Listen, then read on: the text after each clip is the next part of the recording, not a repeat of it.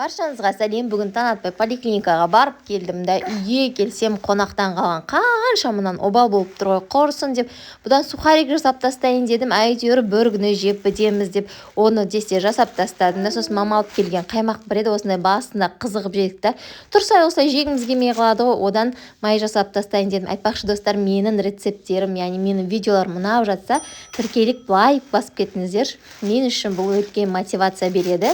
Сосын табағымызға қаймағымызды осылай салып аламыз да, блендермен немесе миксермен жақсылап тұрып айландырып фыр еткізіп жіберіп май жасап тастаймыз ғой.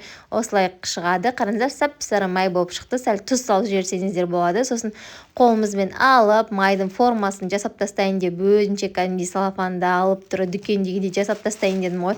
Қараңыздаршы, әйбат болып шықты ғой. Сосын морозилкаға жібереміз. Майымыз дайын. Уақытқа қарасам уже кешкі тамақтың уақыты да болып қапты. Құрсын деп фаршты айландырып, үстіне пияз, тұз, бұрыш, нанымды, бір жұмыртқаны салдым да, жақсылап фук етіп әбден ұрып аламыз.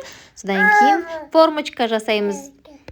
Яғни котлеттерді осылай тук етіп қатар-қатар қойып шығасын. Қалған фаршты аламыз да фрикаделькеға дайындап қоя саламыз. Яғни морозилкаға қатырып қойсаңыздар, келесі тамақтарыңыз да дайын болып шығады.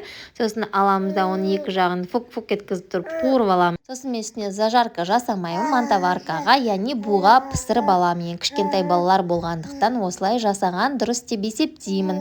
Сосын жолдасым келіп жүгіріп магазинге барып, өзім кешкі прогулка жасайын деп қысы жазы мороженое жейтін адамдардың бірімен ғой. Сіздер де солай ма, жаза кетіңіздер. Біздің Астанаға сөйтсем қар да жауып тұр, осылай қарда себіліп тұрған түспей қалып дедім достар. Сөйтіп үйге қайтып бара жатырмын.